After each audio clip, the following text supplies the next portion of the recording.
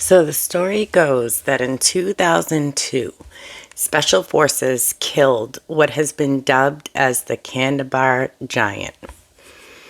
He was described as 13-foot tall man with red hair, 6 fingers on each hand, and 2 sets of teeth. The story, as it were, broke in August of 2016 by a YouTuber who interviewed a military contractor who identified himself as Mr. K. As it goes, the giant was able to kill one Special Forces soldier with a spear before being taken down in an assault of gunfire.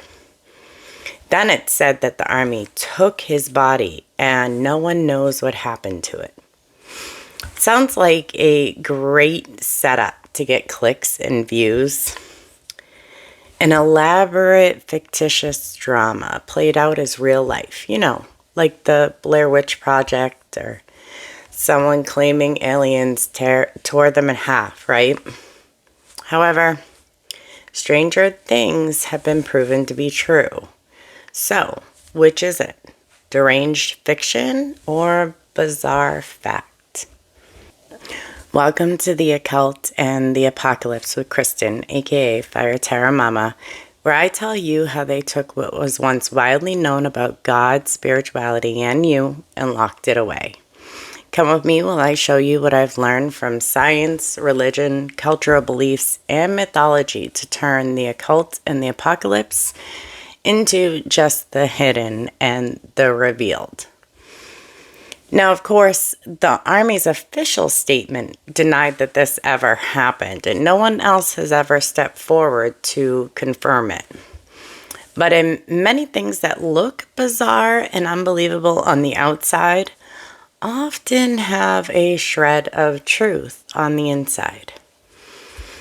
So where have we seen giants before? Well, in African folklore, in Botswana, there are over 100 footprints solidified in rock. They depict giant human feet as well as some animal prints. An oral tradition depicts that a giant emerged from a watering hole with his animals, creating these footprints in the mud that solidified into rock. It is determined that they date back anywhere between 3,000 and 10,000 years ago. Now, archaeologists and anthropologists also have studied these footprints and have determined that these were engraved into the rock to appear to be real, likely to collect fresh water. They're no longer used as water collectors. However, rain rituals are done there every year. Now, also in African folklore, in the region now known as the Democratic Republic of the Congo, the Kuba people told of Mabambo or Bamba. Bamba was the giant creator god. Per the creation myth, Bamba was alone and in darkness, and primordial water covered the earth. Bamba had intense pain in his stomach. Interestingly enough, creation comes from vomiting here several times, so I'm going to save you the details, but he was a giant. Now, in Armenian culture, there's Hayek. He's a giant attributed to the role of a descendant of Noah through his son Japheth. Interestingly enough, in Genesis 9:26, in the interlinear Bible, a blessing is given to Japheth. It literally translates to, may God enlarge. Enlarge is an interesting word choice. It goes on to say, and may he dwell in the tents of Shem, and may Canaan be the servant unto him. Now, the word for enlarge here is interpreted to mean like make his area and the people of his house many. However, it's an interesting word choice considering he is attributed a giant in his line later. Also interesting, only 2 of Noah's sons were blessed, and Japheth is believed to be the older sibling. However, he receives the second blessing, and it's to dwell in his brother's tents and to receive the same treatment and glory as his brother. Could this be an allegorical hint at a hidden bloodline? Now, the word there in the interlinear for enlarge, when you look it up in Strong's, it means to entice, deceive, persuade, seduce, allure, or even flatter. It is then interpreted to be enlarge. This is most definitely a nugget from the divine that it certainly could be some sort of hidden message about the bloodlines here. Now, back to Hayek. According to the legends, he was a fierce warrior. He was described as tall, being depicted as tall enough to rival the size of a building. His dark hair was long and flowing, his beard bushy and full. He's said to have imposing presence which commanded respect. He's also said to be an expert marksman, unbeatable in hand-to-hand combat, and could control the elements and speak to the gods. It's said that in 2492 BC, which is about the time that the first pyramids were starting to pop up, he defeated Bel, the god king of Babylon. He symbolizes good over evil. Now, in the Australian Aboriginal mythology, it speaks of the Chinnikinik, a dreadful cannibal giant. Tharded Jimbo, another cannibal giant, and the Yowie, which is kind of more akin to Bigfoot. In Celtic Brythonic mythology, it's awash with giants. In Welsh mythology, there's a giant that rules Britain named Bran the Blessed, who cannot fit inside any home. In Culwich and Olin, giants are all around, including Ysbaddaden, chief of the giants. There is also Gog Magog, who is thrown off a cliff in a wrestling match. Now here's where it gets really interesting. In the Bible, chapters 19 beginning at 11 through chapters 21 ending in verse 8, it tells how Satan will be imprisoned for 1,000 years, and how on his release he will gather up through deceit the nations of the four corners of the earth, Gog and Magog, to a battle with Christ and the saints. It then says, in number they are like the sand on the seashore. Now, that reference is in Revelation. The original reference of Gog and Magog is in Ezekiel 38, where it actually reads Gog from Magog, as if it's a person from either a place or a tribe. In Revelation, Gog from Magog becomes Gog and Magog. Now, according to the Roman period, Gog and Magog were the cause of the buildings of the gates of Alexander in order to drive that tribe out. Josephus identified them as a nation descended from the Magog, the Japhite, and they were said to be the Scythians. In one interpretation of Gog and Magog into a later legend, Goth and Magothi, they're the kings of the unclean nations who were driven through a mountain pass by Alexander and unable to cross his new wall. In the Alexander romances, written somewhere before 338 AD, BC, I think, Gog and Magog are depicted as cannibalists. In the Quran, in chapter Al-Kahf, as Yajua and Major, they were primitive, immoral tribes. Some Muslim historians believe that this is a reference to Vikings, okay? So could this Gog-Magog giant in the Celtic traditions be the same as Gog from Magog? Who knows? But it sounds like a nugget of truth buried somewhere. Now back to the Celtic culture. In Gaelic mythology, there are numerous tales of giants and people who, like the 15th century Bertram de Schatz, was probably 8 to 9 feet tall, persisted into the 15th century. Most of them are considered monstrous, the adversary, the raging beast in tales that creates heroes. Now, Chinese culture also features several giants, including the creator god Pangu. There is also the Yuan creatures that seem like a link between a Bigfoot-like creature and humans. They're over 6 feet tall, have black-red hair, distended eyes, long arms down to their knees, and big feet. They supposedly laugh when they see a human. Now, in Dutch culture, Drugon and Tugon lived in Antwerp, guarding a bridge, basically rolling over the people that wanted to cross the bridge by taking tolls from them wanting to cross the bridge. If the crosser refused, he would cut off their hand and throw it into the river. Legend says that he was killed by a Roman soldier who did exactly the same to him.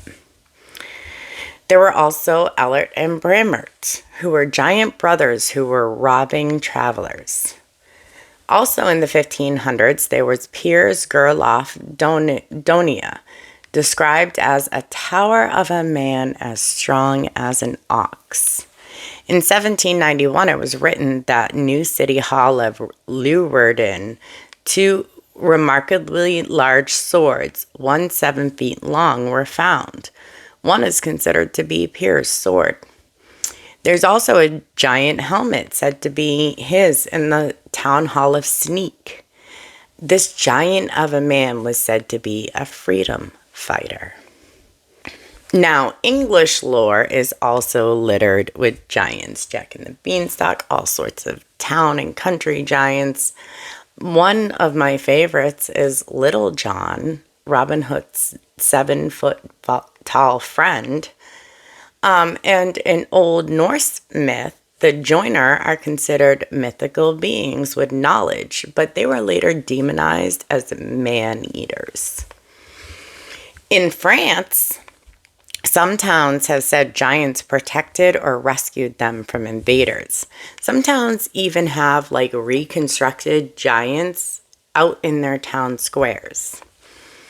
The list goes on and on. German folklore, Greek and Roman mythology, Iberian mythology, Hindu religion, Japanese and Malaysian folklore, North and South American indigenous folklore, Oceania, Philippine and Romanian, Slavic, Tibetan, and Turkish mythology.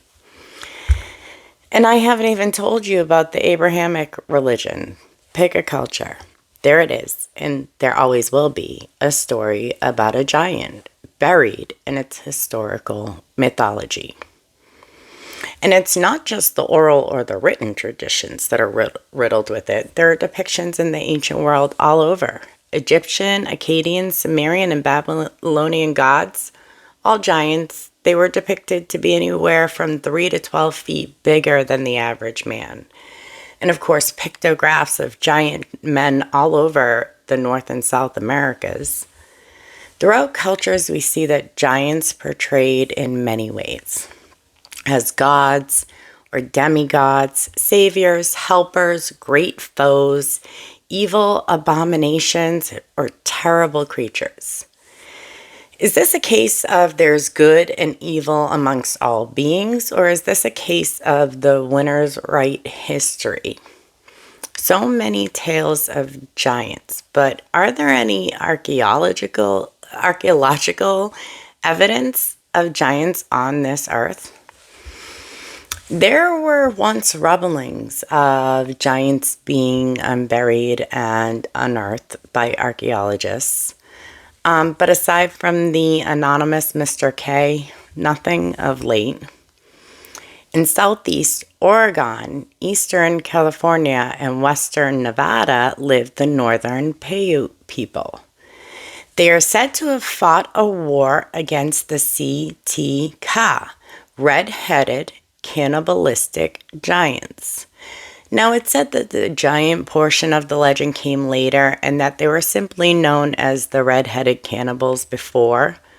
But in 1911, James H. Hart, a miner excavating a cave in the fall, uncovered in the north central part of the cave remains of a 6'6" man whose body was mummified and his hair was strikingly red. Separately, there are the giant Paracas skulls in Peru. In the 5 sets of human remains, 2 of them have unusually large, elongated heads. There are local legends that speak of a group curiously known as the Gentiles, which were described as larger than the native population.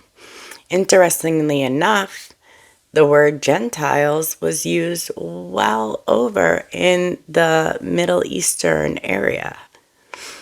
Now, although cultures on and off throughout history have participated in head wrapping or boarding to elongate the heads of infants, usually to show wealth or power or status, those practices were not believed to have been practiced here. It's also noted that these practices retain the original sutures or joining points in the different pieces of the skull, as well as keeping the volume capacity at 12 to 1400 cc's. The Paracas skulls are both of higher volume, and also many of them are missing that primary central suture down the middle of the head. Now, in total, 300 of these skulls have been found, and Paracas, some date back to 3,000 years. The Paracas skull have some deformities that are believed to be genetic. They are missing that important sagittal suture. This is particularly interesting because any parent or a big sibling will know that soft spot on the top of a baby's head or where the plates have not yet come together, allowing the baby to go through the birth canal. There's a disease that can fuse these 2 plates without the suture. However, it's typically accompanied with other evidence of this condition, none of which the Paracas have. And there are other signs that these skulls appear to have been genetically deviated from typical humans, including mandible changes, as well as incredibly pronounced cheekbone and different eye sockets. Some of the skulls are also known to have red or blondish hair, not indigenous to the area. Now, as the Nazca people moved into the Paracas territory, we suspect that they mated with the Paracas, and we see the red hair reduce significantly and the elongated skulls disappear. Now, the Nazca are known for having made giant pictograms that can only be seen from the sky. The Paracas people did have some DNA testing, and some of the skulls and some of the hair samples were dated as far back as the 1st century AD. Some others around 1100 AD, so more recent. Only mitochondrial DNA could be extracted from the samples, and 3 out of the 4 hair samples could be tested, and they showed haplogroup H2A, which is primarily in Eastern Europe and a little bit of Western Europe. Now, the bone powder from the most elongated skull tested came back as T2B, which originates in Mesopotamia, now Syria. The full lab reports on the DNA are published by L.A. Marzulli, sometimes treated as a pseudoscientist, in his book called Nephilim Hybrids. However, with all of that said, the fact that these people were found in Peru, so far away from Mesopotamia or Europe, does make you wonder what brought them here, how, right? Now, in Patagonia, while exploring the South American coastline, The voyage of Ferdinand Magellan and his crew documented Patagonian giants. Ferdinand Magellan was on his circumnavigation voyage in the 1520s. One of the voyager's few survivors, Antonio Pigafetta, wrote about the encounter. He says, "One day we suddenly saw a naked man of giant stature on the shore of the port, dancing, singing, and throwing dirt on his head." Now, this is interesting, and we'll talk about the dirt on the head thing in a future episode because this was a Middle Eastern custom of repentance being performed in the 1500s in the South American coastline. But anyways, he goes on to say, "The captain general sent one of the crewmen to the giant so that he may perform the same actions as a sign of peace. Having done that, the man led the giant to an islet where the captain general was waiting. When the giant was in the captain general in our presence, he marveled greatly and made signs with one finger raised upward, believing we had come from the sky. He was so tall that we reached only to his waist, and he was well proportioned." Now, this sense that the locals here were giants actually made its way onto maps of the New World, labeled the region of the giants. In 1579, on a different voyage by a different voyager named Francis Fletcher, who was the chaplain on the Francis Drake's ship, wrote about very tall Patagonians, 7.5 feet. In the 1590s, Anthony Neves claimed seeing two 12-foot dead bodies. And a different voyage that same year said they had a violent encounter between the crew and unnaturally tall natives. Dutch sailors in 1598, 1599, and 1615 claimed that the crew, captained by Commodore John Byron, had seen a tribe of 9-foot natives. However, newly edited and revised accounts have been released, and that has them at 6'6". But are giants actually real? Do we have evidence of them?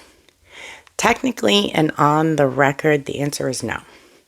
Sure, there have been some claims of finding giant bones, some going as back as far as the 1600s. However, this was before the discovery of dinosaurs and other large ground mammals, and most have been debunked as misidentifications or, at the worst and most macabre. In the 1800s, a lot of skeletons would be faked by piecing together different animals for sideshows and traveling fairs. Now, that being said, as soon as the World Wide Web was available and I had a PC to access it, it didn't take me long to stumble across them in my research. I remember looking at a picture from the 1800s and early 1900s on independent websites made by people putting their building blocks of information out into the world. Pictures from before AI or even really a good quality Photoshop. In order to fake something, you had to put effort in and usually create a real model. I would look at the pictures looking for telltale signs, bones from different animals pieced together to look like a giant humanoid, seams that show up from plastic or plaster casts, proportions, reading the information and the accounts pulled from early papers in the U.S., mostly from the 1800s. While reading, also searching back into the recesses of my memory and knowledge of Scripture, fully aware that at least some of what I was seeing were the Nephilim. Now, who are the Nephilim? You see, they were on the earth in the days of Noah. Born of human women and fallen angels, they were said to be giants. The angels are said to have rebelled against God and made wives of the daughters of men.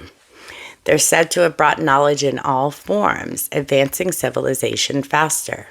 But as civilization advanced, humans grew wicked and selfish. And the Nephilim were demonized as giant hybrids, ferocious and consuming all of the resources, and sometimes humans or each other. In fact, the Nephilim were excluded from being saved by ensuring that Noah's family line was uncorrupted. Free of Nephilim blood was one of the conditions. That being said, considering the line of Japheth later yields giants, maybe it wasn't so free of corruption after all. Particularly because the Bible tells you that there were giants in the days of Noah and thereafter. So therefore, at least somehow, the Nephilim bloodline survived. Now, rationalists will tell you that the tales of Nephilim could be oral tradition passed down for tens of thousands of years of Neanderthals, who were in fact a different human species which was bigger and broader than the modern Cro-Magnus. Now, Neanderthals lived in Europe and Western to Central Asia about 40,000 years ago. The last surviving Neanderthals are known to have been living on the Rock of Gibraltar. Of course, that's directly across from Africa. So they were in Asia, they had access to Africa, they were in Gibraltar, they were in Europe, okay? Is it possible that long after the Western and Central Asian Neanderthals died off, that potentially they were able to navigate back to the area and regain access to the Cro-Magnus gene pool? Interestingly enough, Neanderthal DNA persists in some DNA lines. Did they really die out, or did they just get lost in the genes? Occasionally popping up and producing human lines, family lines of large stature, labeled as hybrid giants. I'm not sure what I think about that. However, there are some interesting ideas within this theory that also play nicely into similar theories, such as dragons are a collective long-lost memory of dinosaurs. So I've considered it. However, this concept of the Nephilim from the spiritual perspective, it's much bigger. Now, the story of the Nephilim in the Bible is very short, and really there's only a few mentions. They're merely a footnote. The word Nephilim comes from the root nephal, which means to fall. They are the children of the sons of God and the daughters of men. In Genesis 6:4, they are referred to as the heroes of old, or men of renown. Now, the King James Bible translates this to giant. In Numbers 13:33, after the Israelites scouted out Canaan, the promised land, they say that the land is inhabited by the descendants of the Nephilim, to which made the Israelites seem, quote unquote, like grasshoppers. Of course, you're aware that David slew the giant Goliath. Now, Enoch creates a slightly different picture. The sons of God meet with the daughters of men and teach wisdom and have children. Their children's height is astronomically larger, and they committed wicked crimes against nature and cannibalized one another and humans. The concept of sons of God and daughters of men these days are more regularly interpreted as those in the fallen line of Cain mating with the daughters of the line of Seth, creating a race of Nephilim children. Heroes of old, men of renown. Sounds a lot more like demigods than evil, ravenous, soulless ghouls. Some working for good, wielding their power for the sake of humanity. others wielding their power for evil, dragging man further into corruption. Now, it does seem that many of the red-headed and blonde-headed people, even those not officially characterized as giants, are often found in places that you wouldn't expect to find people with those features. Now, if you listen to my Anunnaki episode, episode 3, or my Moses episode, episode 5, you'll already know about Queen Tai. She is the identified mother of Crown Prince Thutmose and also Anunnaki. Her mother and father had red and blonde hair, respectively.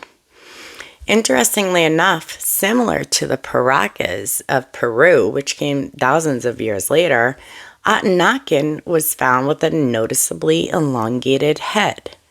You'll remember my episodes that Thuya and Yuya, Queen Tai's parents, particularly her father, were considered of foreign descent. There's also a huge Egyptian necropolis of ordinary Egyptian citizens, which contains what they believe to be over 1 million burials from over 1,500 years ago. Brigham Young University, which gets itself into some interesting digs, and I do understand why. We'll talk about that someday. But anyways, Brigham Young is excavating it, and they've reported amazing finds, including a 7-foot-tall man. They also are finding groupings of burials seemingly based around hair color, including red-headeds and blonde mummies. Now, even as far east as China has revealed a cache of mummies, which date back to 2100 through 1700 BC. One of such is known as the Churchin Man, sometimes known as David, which is very interesting, and I really like that, right? Because is a place in Babylon, and of course David is very important. His hair is reddish brown. He has a long nose, full lips, and a ginger beard. He also has a spiral and a sun pattern, different patterns painted on his face. Now, the tales of giants stretch across all of the inhabited continents on Earth. Are they distant, ancient memory of a larger species of human?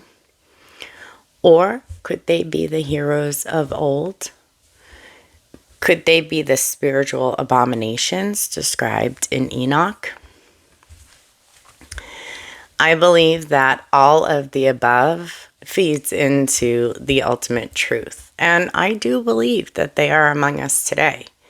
Just as encounters described in Patagonia, it does seem like the population there were coming closer to average human size, possibly with the dilution of the genes that dictated their large size.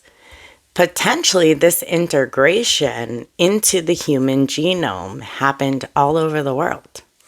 It does seem that some managed to work their way into elite or royal lines after no longer being depicted as gods, demigods, or great warriors. Extra tall men and women have been documented right through the current day, and that just presents as average humans, not necessarily the ones that have conditions like giganticism and other hormonal conditions. Just look at modern day basketball players. And with how I understand this universe works, it would be no surprise to me if at the head of the table of every powerful family on Earth, there weren't a descendant of the Nephilim or two, and certainly sprinkled throughout their lineages.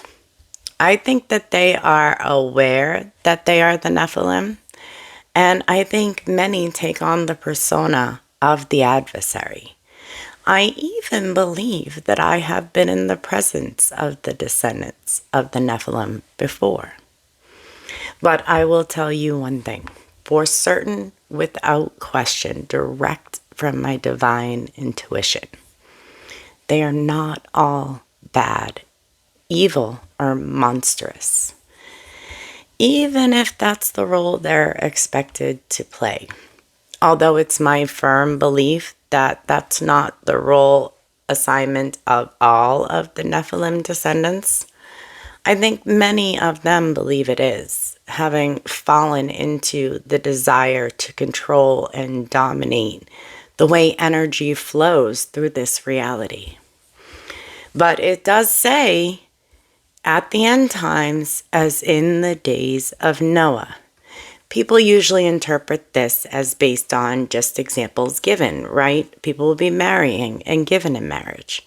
However, I believe that it's also an allusion to the Nephilim being more visible. But I'll leave that for you to think about. Join me next week. We're going to talk about twins and sibling pairs and their persistent place within origin stories across the world. In the meantime, thank you for helping me to bring the occult and the apocalypse into just the hidden and the revealed. I look forward to seeing you next time.